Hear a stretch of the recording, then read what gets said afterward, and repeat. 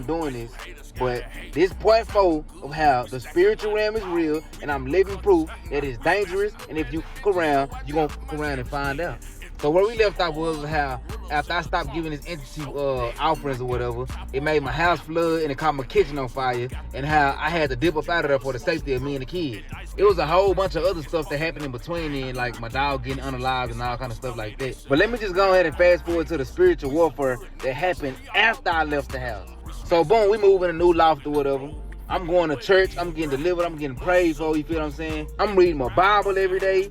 I'm fasting to the point where it feel like I'm finna faint. I'm worshiping every day, I'm putting my hands to the sky. I'm praying for everybody, even my enemies. I'm repenting, even though I was still living in sin, still doing the same stuff that I'm repenting for. You know, I'm trying to stay in the presence of God, even though it's not by my own might, not by what I do, not by my own power, but you understand, by the grace of God. So when I move inside the loft or whatever, it's nothing crazy going on spiritually. Everything just feel like it's been washed away. Every time I praise God, every time I worship, the atmosphere felt peaceful. So in my mind, I'm thinking, it's all over. Boy, it was all wrong. After I moved into my loft or whatever, I end up having to go on a business trip out of state.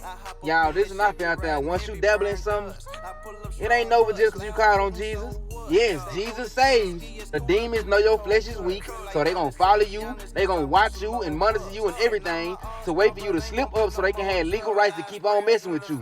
And I ain't gonna lie, I was slipping up. So when I go on this business trip or whatever, I ended up paying a few bands to stay at the house for a few months because I wasn't finna pay no $300, $400 a day on hotel rooms. So after I paid for all that, I ended up catching a flight. I ended up landing at 10:30. Somebody I work with came to pick me up by 11 o'clock. Man, I'm fresh off the plane. My head hurting, my body hurting, my ears hurting. You know what I'm saying? So I ain't want to go do nothing but go to the house and go lay down. So we get to the house. It's a 7-bedroom house. And the people that own the house ain't there at the time. So I'm like, all right, cool. You know what I'm saying? We got the house to ourselves. Everything finna be peaceful. Everything finna be cool for the time being. Y'all, when I get inside this house, I bull crap you not, the atmosphere felt so dark and so thick and so grimy. But I brushed it out because I'm tired. I'm ready to go lay down. Need I mind y'all, before I left, I had said a prayer. I had made a vow to God that I wasn't gonna play this certain game that I be playing no more.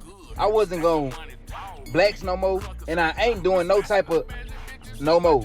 Tell me why I get to the room that I'm supposed to be staying in. On the dresser, I see the game that I said I wasn't gonna play no more. I open one of the drawers to put my stuff in, and I see a pack of.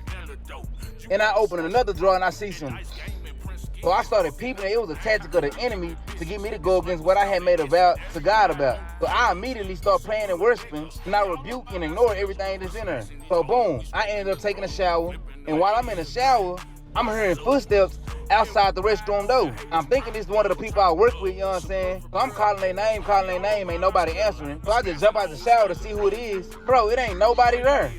So I'm like, damn, here we go again. But I ain't tripping because, you know what I'm saying, I ain't got nothing to fear because God on my side. So I jump out the shower and I start praying. Y'all, I end up going to sleep in the middle of the night. Once again, 3 o'clock in the morning, I wake up, but this time I'm drenched in sweat. Y'all tell me why it felt like I was in the Sahara Desert or something. Because when I woke up, bro, it felt like it was 90 degrees in that house. I'm talking about burning up. So as I'm getting up to go look for the thermostat to turn the temperature down, I'm hearing footsteps in the closet inside of this room. It sounded like it was running back and forth out of the closet and back inside the closet. Like, doo-doo-doo, doo-doo-doo. So I'm like, bro, I gotta be tripping.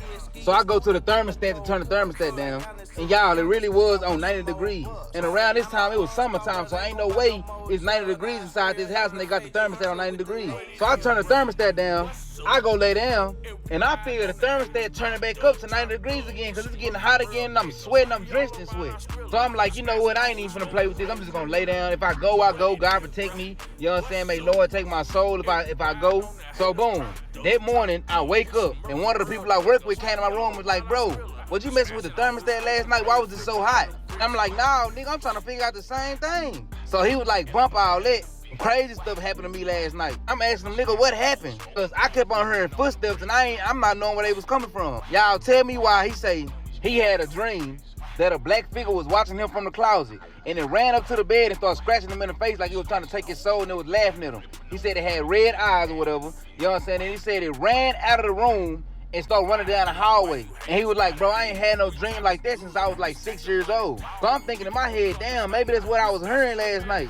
Anyways, there's more to this story. It's way, way, way more to this story. Wait till y'all hear how the people was acting and how these entities and spirits was manifesting through these people when they came home. Stay tuned for part 5 because I put this on everything I love. It's about to go down. It came! It finally came!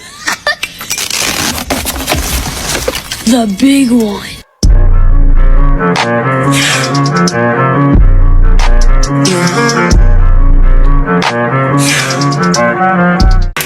Hi there. Are you tired of sweating through the summer heat? Wish there was an easy way to stay cool without breaking the bank? Well, I've got great news for you. Introducing the Breeze Box. The ultimate portable cooling solution is affordable, energy efficient, and can cool any room in just minutes. Plus, it's portable. You can take it anywhere, from your bedroom to your office and even on camping trips. No complication to set up. Just turn it on and feel the difference. But that's not all. BreezeBox also purifies and humidifies the air, making your space healthier and more comfortable. It's eco-friendly, super quiet, and has a long-lasting battery life of 10 hours. Rechargeable via USB. And here's the best part. For a limited time, first-time buyers can get BreezeBox at 50% off. It's only $49.99. But you need to act fast because there's only 290 units left, and its offer is available for the next 24 hours only. Just don't take my word for it. BreezeBox has an average rating of 4.8 stars from thousands of happy customers, and with our 30-day money-back guarantee, you can try it risk-free. So what are you waiting for? Beat the heat and grab your BreezeBox today. Visit getbreezebox.com now to take advantage of this incredible deal before it's too late. 5 of how I'm living proof that the spiritual realm is real and dangerous, and if you go around, you're gonna go around and find out. But where we left off was how I went on my business trip, and me and the person I was working with was staying at these folks' house, and the first night we staying there, a whole bunch of paranormal stuff was going on. Like that first night, I'm trying to go to sleep, and you know what I'm saying, the temperature keep on rising up to 90 degrees. Every time I get up and turn the thermostat down, it go all the way back up like somebody trying to cook us like Hot Pockets. Then I'm hearing footsteps running in and out the closet like it's a visible man auditioning for a tap dancing show. Then that morning, the person I was working with said he had a dream of a dark figure scratching at his face like he's trying to take his soul. And after they got up off of him, it ran down the hallway, which correlated to me hearing footsteps and stuff. So anyway, after we get through conversating about what happened that night, we driving to go handle our little business, and the person I'm working with gonna say, bro, I don't really feel comfortable at that house. Cause the woman that stay there got a boo-boo attitude and always be in a bad mood. I'm like, I don't care what kind of mood she be in. I gotta handle my business, and I done already paid to stay here, you know what I'm saying? I done went through the man of the house, so I ain't worried about no female. Respectfully. So later on that night, we end up making it back to the house, you know what I'm saying? Still nobody there. So we just sitting and chilling, you know what I'm saying? Nothing crazy going on. We just talking about the Bible, you know what I'm saying? Talking about God, talking about Jesus and stuff like that. Out of nowhere, he just say, bro, I'm finna go.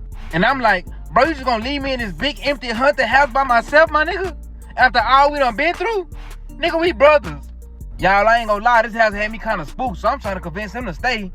I'm like, when 2 or more people come together, we have strength in the body of Christ. We are warriors. We are conquerors. Man, they must have went in one end after the other. Cause he started walking out the door and he said, this is not my war. So you're gonna have to conquer this with you, Jesus, in the body of Christ. So I'm like, all right, bro, go on with your scary low faith having that. So y'all, this nigga done left me here with no car, no witnesses around if something happened to me. So that whole night I'm reading my Bible, I'm worshiping, I'm praying, I'm singing. I'm looking around corners, making sure I don't see nothing. Praise will confuse the enemy. Thank God nothing didn't happen that night. So the next morning I get up, I'm praising, I'm worshiping, you know what I'm saying? I make me a little smoothie to start my Daniel fast, because at this point, I'm hearing God's voice clear, so I'm trying to starve my flesh so I can hear God's voice even clearer, because now I'm seeing all the tactics of the enemy. So as I'm making my smoothie, I heard somebody screaming outside the house like, hey, man, come open this gate. So I look out the door, and it's this grimy looking dude yelling with a car full of people, look like they ready to take something. I ain't got no strap on me. Ain't nobody here with me. All my jewelry in the house. I got about $30,000 in the house. So I'm like, hell no. So I called the owner of the house and I'm like, hey, bro, it's a dude in the front yard, like looking like he, you know what I'm saying, ready to take something. I don't know who this is, who that is. He like, man, this my partner, let him in. So I'm thinking, man, y'all didn't tell me all this is finna be going on. Dang, if I would've knew all this been going on, I would've stayed at home. So I end up opening the gate or whatever. They jump out the car or whatnot. And it's this little woman that jump out the car with them, you know what I'm saying? She had like a big old chinchilla jacket on, you know what I'm saying, with some big old glasses, hair all over her head. She yelling and arguing and causing commotion. So I walk back in the house to drink my smoothie because I ain't finna let nothing stop me from this fast. And I ain't trying to be part of the circus. So they come in the house while I'm in the kitchen drinking my smoothie and whatnot. Old girl arguing with the dude that was at the gate yelling and stuff. I'm just in the kitchen quiet, minding my business like. So as I'm minding my business, I said a little quick prayer like, God, you know what I'm saying, get all the negativity away from me. Get all the bad energy away from me in Jesus' name. I don't want to hear none of that. When I said that, the dude was like, hey, we finna go get something to eat. You want something to eat, bro? And I'm like, nah, I'm straight. I'm just drinking my smoothie, bro. I'm good. And he looked at me like, so I looked back at him like, so he said something like, what, you vegan or something? Because they did say they was finna go get some seafood, so I'm assuming that he think I'm vegan and don't want no seafood. So I'm like, nah, bro, I'm just on a little diet right now because I don't want to tell nobody that I'm fasting, you know what I'm saying? That's just between me and God. So he like, you on a diet? You ain't even that big to be on a diet. So I'm looking at him like, nigga, you trying to size me up? That was that spirit of offense. But anyways, I brushed it off. They ended up leaving about 3 hours and coming back. But when they came back, I think I was reading my Bible or something. Because when he came back, he was like, hey, bro, you religious? You a Christian? I'm like, nah, I ain't religious and I ain't no Christian or nothing, you know what I'm saying? I'm just trying to get closer to Jesus, you know what I'm saying? Understand God, get to know God, and study my Bible. So he was like, already, that's what's up, you know what I'm saying? What made you get into that? So I tell him the story about how I dabbled into witchcraft unknowingly and all the stuff that was going on in my house. And I showed him the video of the door moving and the voice that was talking. And he was like, boy, you know what that is? That's a water spirit. I'm like, a water spirit? Nigga, what is a water spirit? He say, you know how in the Bible, when God flooded the earth, you know what I'm saying, and killed all the giants, well, they spirits went to the ocean or whatnot, and you know what I'm saying, they spirits still roam the earth. And they got a kingdom in the oceans called the Marine Kingdom. He say, boy, you was dealing with a water spirit. They're one of the most powerful demonic spirits on earth. So I'm looking at him like, bro, how you know all this stuff? Because in my mind, I'm looking at him like, this a hood nigga. He don't know nothing about no spirituality. He don't know nothing about God and demons and stuff like that. But that's why you don't judge a book by its cover. But anyways, he was like, I grew up in a Christian background, you know what I'm saying? My auntie is a pastor. You know what I'm saying? I used to go to church faithfully. And where I'm from, they do voodoo. But we call it woo. And somebody did woo on me before. I went to the woo lady to get the woo up off of me, and she gave me some beads, and the beads made me feel powerful until I took them off. And the woo lady called me and was like, you took them beads off, didn't you?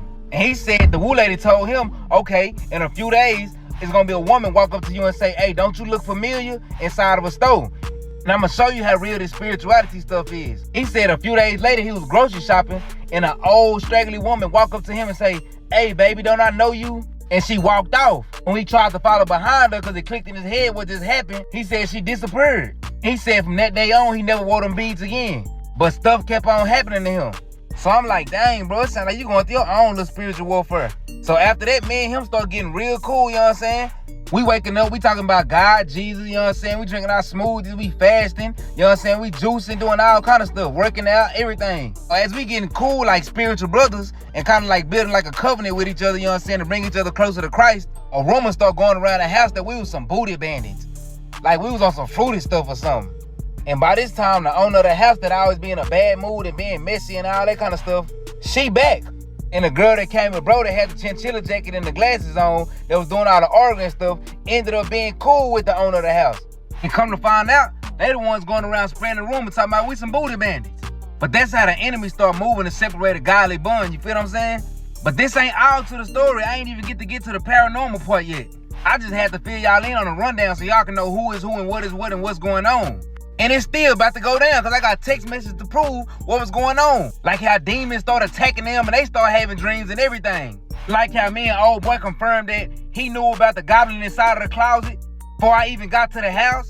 How one of the girls got dunked on their head in their dream by the devil and woke up with a twig intertwined in her hair like somebody braided in her hair and calling me crying and stuff. Same person that was calling me. So this part 6 of how the spiritual realm is real, and I'm living proof that if you fuck around, you gon' fuck around and find out. Y'all, I'm getting tired of talking about this, so I'm gonna just go ahead and cut to the good parts.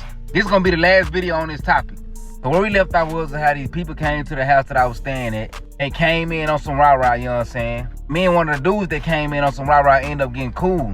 Come to find out, he done had some voodoo put on him before, so he was familiar with spiritual warfare. So he knew some stuff about the kind of spiritual warfare I was going through back at the crib. But anyway, we done ended up getting so cool that the female he came with and the female owner of the house started calling us zesty. I was looking at things like it was a tactic of the enemy to break up a godly bond. So boom, y'all. The female owner of the house never said we was zesty in our face. She always said it to the girl that was dating the dude I was cool with, which in turn made her come in and act in a certain type of way when me and him was around each other. Like she'll be saying, y'all spending too much time together, I think y'all got something going on, and throwing fits and just tweaking and, you know what I'm saying, not letting her just be cool, like, you know what I'm saying, vibing like niggas vibe. So old butt telling her, hey, watch how you coming at us when it got something to do with my name being brought up as something zesty. And stop calling this man zesty because the nigga got the right to beat you because you putting his name in something like that. But whole time they arguing, the person that started the rumor and planted this seed in this girl head, sitting back trying to play innocent, talking about some, can y'all please stop arguing? I don't want this going on in my house with my baby here and with my mama here. Whole time she the one starting the gossip and sowing discord amongst people. Then to start pointing the finger at everybody else like they the problem. First of all, one of the abominations of God is gossip. Second of all, Satan is the author of confusion. And third of all, a false witness is a person that Satan uses to make other people come against the children of God so that they may be persecuted and outcasted without actual evidence. So basically, this girl was using witchcraft. She was a witch. But oh, it gets deeper than that. So while she having this animosity towards me and this friction going on with me, even though I ain't doing nothing, it's more people coming to the house. So now who in the house is an older dude that never leave his room. It's her mama, you know what I'm saying? And it's this maid, this creepy looking maid that's always walking around super quiet. So I end up getting cool with the mama because the mama be watching the baby and she look like she be needing some help. She look like she about 75 years old. We'll be talking and having good conversation, but then as soon as the owner of the house, which is her daughter, come around, she'll just be quiet and stop talking and acting like she don't like me. So then I end up getting cool with the maid or whatnot, like being nice to the maid because everybody kind of treating her like trash a little bit. I'm helping her clean the kitchen up, you know what I'm saying? I'm talking to her. I'm cleaning my own room up so she ain't got to do that, you feel what I'm saying? And the owner like, you need to stop cleaning up for her. She got a job. Let her do her job. I'm just like, damn, bro, I'm just trying to, man, I just want to help out, bro. I'm in the mood to help. But then the owner of the house will start yelling and saying, y'all dirty. Y'all need to do this. Y'all don't clean up behind y'allself. Y'all don't do nothing. So I'm like, all right, bro, I ain't got time for all that, bro. I just start ignoring her, you know what I'm saying? So every morning to start my day, I'm waking up praising, I'm worshiping, I'm singing my songs, but I ain't even got the music loud because the music will echo through the house. But every morning she'll come up my room and be like, you too loud, turn that down. We don't want to hear that. My baby sleep. And I'm like, bro, my music ain't even loud, bro. I ain't even playing the music loud. So I just used to ignore her, you feel what I'm saying? So one day I woke up, I decided to go get Bibles for the whole house, to go grocery shopping for the whole house, you know what I'm saying? Just to start my day off kind. And the same day I brought these Bibles to the house, I ended up sleeping in the room where the coworker was like, hey, it was a dark figure scratching at my face. So when I sleep in this room, I end up having a dream about the rapture. I end up having a dream about dark figures taking people underground and all kind of stuff, you know what I'm saying? I have a dream about two different earths coming from the sky. It was a beautiful earth and a fiery earth and stuff like that. So when I wake up, I end up telling bro about my dream, you know what I'm saying? And telling him like, bro, I think we need to get right and walk fully in Christ and leave a whole bunch of worldly stuff behind because I feel like it's some darkness on this way. I just had that dream. So he like, yeah, I feel you, coming into agreement, you know what I'm saying? While we just chopping it up, here come the girl that he dating just coming around being negative, just talking, just making all kind of slick little comments, you feel what I'm saying? So I brush it off. I'm like, man, this is a tactic of the enemy. I ain't worried about that. So need I mind y'all, I'm still on a business trip. There's a lot of stuff I gotta do down there that I can't do by myself. So I call my assistant and fly my assistant out to come and help me. So when my assistant come, all the rooms filled up, so they gotta sleep in the same room as me. We're in the same room that this dark figure was scratching at the other person I was working with face. But by the time my assistant get there, it's time for us to go to sleep. I sleep on a beanbag and I let them have a bed or whatnot. So for some reason, once again, I wake up at 3 o'clock in the morning. I had this urge to walk inside the closet. But as I'm walking in the closet, I'm praying and stuff, you know what I'm saying? I'm worshiping and doing that kind of stuff, but I'm still kind of half asleep. So as I'm doing that, I heard my assistant wake up out their sleep and they was saying, why you got that on? why you look like that? Take that off. Take that off. I'm like, what? What you talking about? I ain't got nothing on. But they went back to sleep. But when they woke up that morning, they were like, bro, you was standing by the closet and there was a figure standing behind you with horns and red eyes, and it had like a skeleton looking face, like a gargoyle or a goblin. And my assistant didn't know nothing about what was going on in his house or knew nothing about this room or nothing. So I'm like, oh my God, this stuff, this real. This bro wasn't lying. So after she tell me that, I go chop it up with old boy I get cool with. And I go tell him, I'm like, hey bro, it's something in his house, bro. Like it's some kind of dark entity in his house, a dark energy or evil spirits or something in his house, because my assistant just said they saw a goddamn on goblin in the closet. And he looked at me with buck eyes and was like, oh Shay, you for real?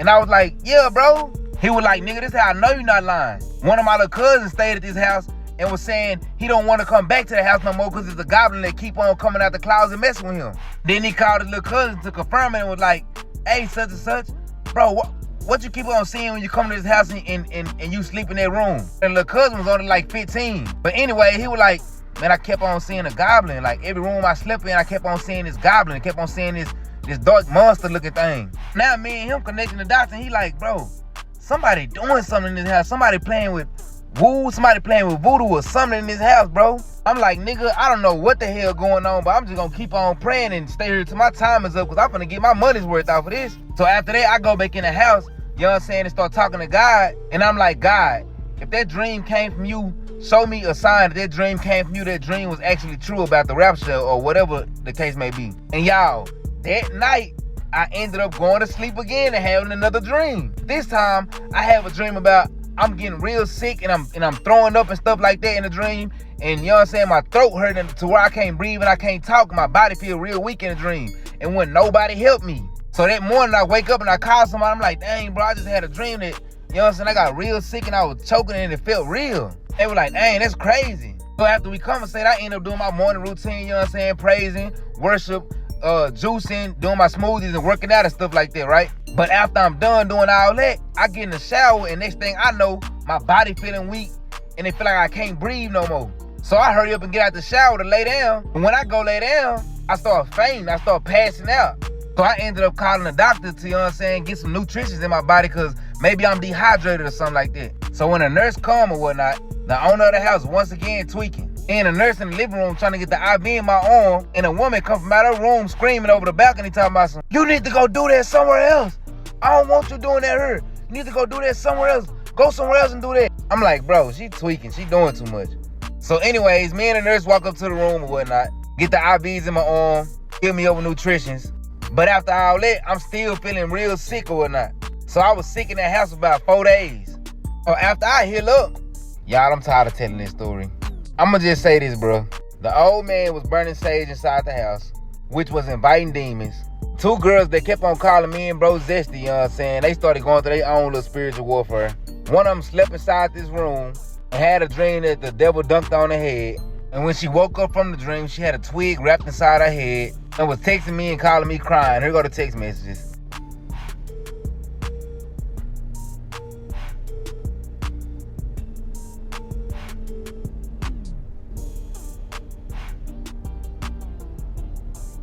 Girl ended up actually getting dunked on her head in real life. The older woman started having dreams of demons and stuff like that trying to take the baby.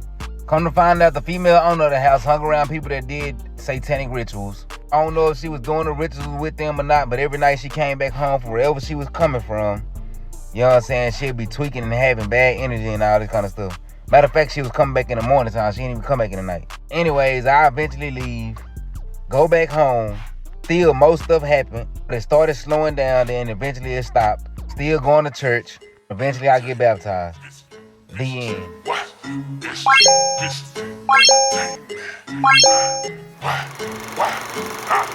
Here today, gone tomorrow, some shit hard to believe it.